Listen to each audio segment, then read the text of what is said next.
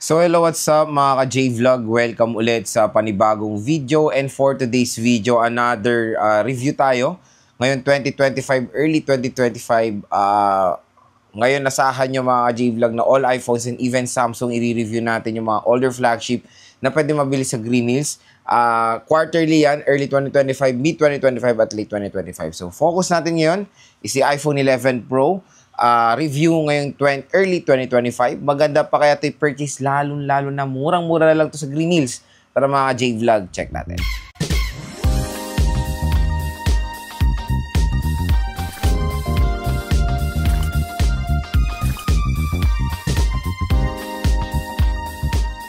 So yun mga ka-J-Vlog, another review na naman tayo ng isang napakabentang iPhone sa Green Hills. At this time, ito po ang iPhone 11 Pro. So nag-decide ako i-review na to real quick dahil napakamura na lang po neto sa Green Hills ngayong pre-love. And quick reminder lang po mga ka-J-Vlog, wala na po kayo mabibiling brand new netong iPhone 11 Pro.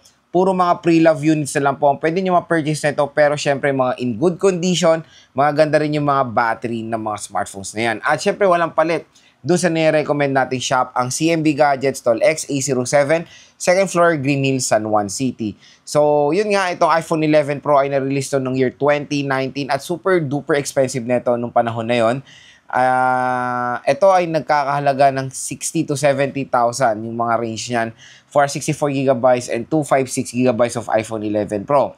Quick reminder lang po na wala pong nilabas si Apple na 128GB ng iPhone 11 Pro at iPhone 11 Pro Max. Kaya maraming naguguluhan or nalilito nga na akala nila merong 120GB itong iPhone 11 Pro. So wala po, 64 tapos tatalon agad kayo sa 256GB. Kaya it's a hard decision sa mga ibang consumers. Ano ba bibili nila?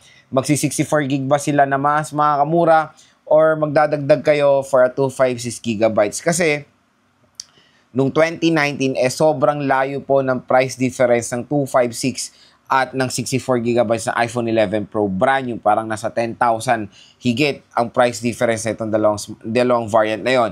Pero syempre ngayon sa pre-love, hindi po nagkakalayo yung presyo ng 64GB at 256GB. So usapang 64 tayo. For as low as 15,000 pesos mga ka-J-Vlog, 64GB sa iPhone 11 Pro, makaka-purchase na kayo niyan sa Green Hills. Again, depende yan sa offer ng shop or depende sa offer ng freebies. Kumbaga, nasa pag-uusap nyo na, bigyan ko kayo ng range. Siguro 15 to 16,000 for an iPhone 11 Pro, 64GB, tapos 256 siguro hindi ako nagkakamali, 17 to 19,000 pesos for the 256 na iPhone 11 Pro. So, napaka-solid pa rin itong smartphone na to ngayong 2025. Magsi 6 years na po itong smartphone na to ngayong taon sa September. At syempre, napaganda pa rin ng performance ng iPhone 11 Pro. Kaya marami pa rin nagko-consider i-purchase to. At to be honest, dun sa shop na nire-recommend natin, parati silang out of stock ng iPhone 11 Pro. So, ganyan po kabenta itong iPhone 11 Pro. Syempre, ito na rin yung ibang kino-consider compare sa iPhone 11. Kasi yung iPhone 11 na 64, sabihin natin makakuha kanya ng 13,000. Tapos yung 11 Pro na 64, 15,000. 2,000 piso lang meron na kayong 11 Pro, which is mas maganda of course itong 11 Pro compare sa iPhone 11. Kaya for me, mas maganda i-consider to sa iPhone 11 kung few thousand na pesos lang naman po ang inyong idadagdag. Again, usapang storage tayo. 64 or 256 ba yung perfect na i-purchase? Kung ano ba yung perfect na i-purchase? Kung, again, 3,000 lang naman, 256GB, I think yan na rin talaga yung best option to go when it comes sa storage ng 11 Pro ngayon 2025. Kung kung main phone nyo to, hardcore kayo when it comes sa storage or power hungry sa multimedia, 256 na talaga the best option. Again, wala kasi itong 128. 64, mabilis itong mapuno pag parati kayo mag-video, mga ganyan, mga pag-vlog, maglalaro kayo. Mabilis po siya ma-full storage yung 64. Pero don't worry, there's an option naman to go cloud. Magsusubscribe lang kayo ng 50 pesos per month for additional 50GB of storage. Pero again mga ka-J-Vlog, yung 64GB is perfect naman yan sa ibang consumers. Again, depende naman sa consumers yung paggamit. Kung 64GB, hindi naman kayo power hungry, calls and text, social media, nanonood, and mga slide photos and videos, and ML lang. Pwede naman yung 64GB, pero Kung, yun nga, main phone nyo, tapos na lahat ginagawa nyo smartphone, even video games, 256 na po ang best option nyo. So, quick specs tayo dito sa iPhone 11 Pro. Si iPhone 11 Pro ay powered ng Apple A13 Bionic chip na still napaka-powerful pa rin chipset ngayon 2025.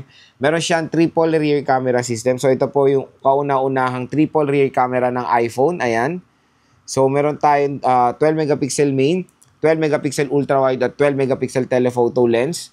And syempre, meron siyang support sa 4K video recording, even the front-facing camera. So, dito po na-debut ang ultra-wide camera sa iPhone 11 Pro na hindi natin makikita sa iPhone XS and XS Max. Syempre, marami ring nangyaring redesign when it comes sa camera and of course, camera features compared sa kanyang predecessor. So, matte glass na rin siya. Ito po yung kauna-unahan din na matte glass na Pro series ng iPhone. Kasi doon sa XS and XS Max is glossy type na glass. Ito matte glass siya. Napaganda nung pagka-matte glass nito. And syempre, stainless steel design. Itong iPhone 11 Pro. Ayan, stainless steel design.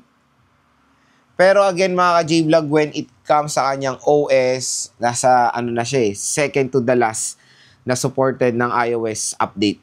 Pero again, malaki ang chance natin na ma-update pa to sa iOS 18, kaya huwag kayong mag-alala. Yung iPhone XR talaga, iOS 19 pala, yung iPhone XR yung nasa, nasa critical stage ng OS update. Pero meron din tayong big rumors na ma-update din ng iPhone XR sa iOS 19 at next year, meron din tayong rumors na sabay po mawawala sa OS update ang iPhone 11 series at iPhone XR series. Pero again mga ka-J-Vlog, kahit na mawala na sa update itong iPhone 11, take for example, hanggang iOS 19 na lang siya, hindi na siya abot ng iOS 20. Yung iOS 19, magagamit nyo pa yan siguro mga 5 to 6 years dahil sa kanyang mga OS update support. Kumbaga, kahit na wala siyang OS update, yung applications ay support pa rin ng OS, okay na okay yan mga ka-J-Vlog. As long as yung mga apps ay still na-update pa rin sa latest, sa latest OS nila or sa latest update nila, malaki pa yung chance na magagamit pa natin ng matagal ang iPhone 11 Pro. Napakaganda rin ng camera nito. Sobrang solid. Lalo na, ang device ko ng 2019 na na-purchase 11 Pro Max. Again, when it comes sa difference ng 11 and 11 Pro Max, wala namang huge difference. Ang 11 Pro Max kasi, malaki lang yung screen size at malaki yung battery. Pero overall performance, same na same lang po ang 11 Pro at 11 Pro Max. Kaya, ito na rin po pala yung last ever iPhone na merong 5.8 inches.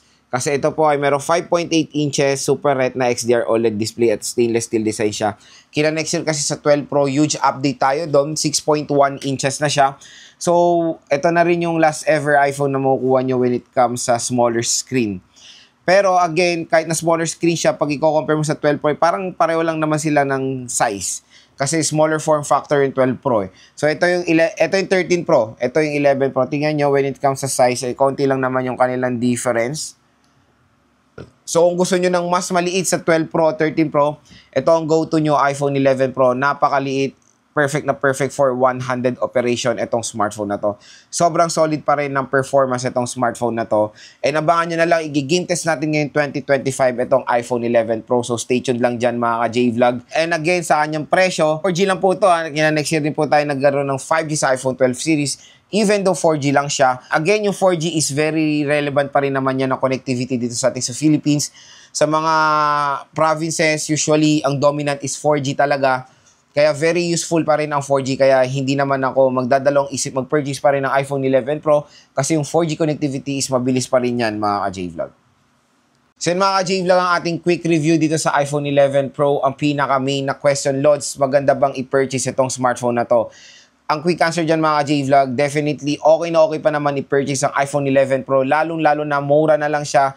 Yung 64GB makukuha na lang kayo niya, baka 14 nga to 15,000 pesos or 16. Sabihin na natin 14 to 16, ang iPhone 11 Pro na 64GB. So, syempre, noong 2019 is super duper expensive nito na maraming consumers ang pinapangarap tong smartphone na to. Kaya, yun, Ito na yung perfect time nyo magbumili nito, lalong-lalo na is napakaganda pa rin ng performance ng iPhone 11 Pro. Isang iba sinasabi niyan, talo na yan ng Android iPhone ano lang yan, 4G lang yan, maliit yung screen. Yes, tama kayo. Pagdating sa specs, mamaw na ang mga Androids compared dito sa 11 Pro. Pero hindi lang naman basta-basta to matatalo kung pagdating sa specs. Ang lalaban nyo sa 11 Pro, unang-una, yung kanyang optimization. Meron ako na-experience nga ng mga Android na ang gaganda ng specs, pero minsan pag matagal mo nang ginagamit, mabagal na sila. So, meron nga pinapromise ngayon ng Android na mga fluency, pero hindi natin alam kung talagang stable yung pagka-fluency, yung support ng fluency nila. Pero si Apple may track record na when it comes sa smoothness ng kanilang smartphone, even luma na yung mga yan. Kaya dito pa rin ako nagtitiwala sa iPhone when it comes sa smartphone na matagalang gamitin. Biruin nyo yung 6S Plus. Take for example yon, 10 taon na yan, gamit na gamit nyo pa rin and very snappy pa rin siya when it comes sa na-navigate, di ba? Pag nag-scroll ka social media, taking photos, ML, pwede pa nga mag-ML dyan sa iPhone 6S Plus. So again, ganyan po kaganda ang mga iPhones.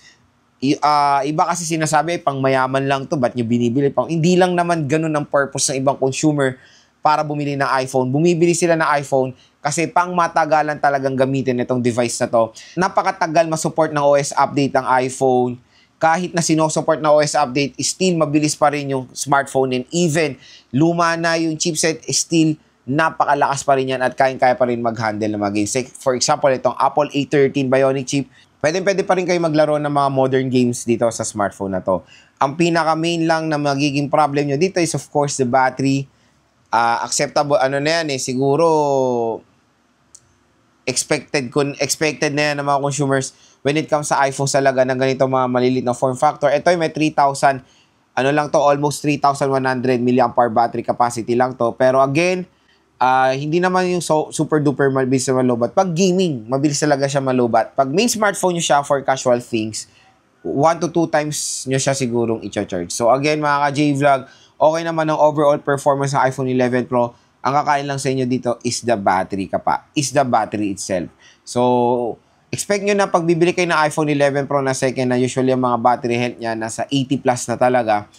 Consider nyo na yan. Meron din tayo sa CMB Gadgets, pag nakalagay na 100%, pag Trineo tools natin, mababang cycle count. Sinasabi naman agad-agad ni Ate Mayet na palit ng battery niyan, which is very normal na sa mga ganitong devices na mag-aanim na taon na po ngayon.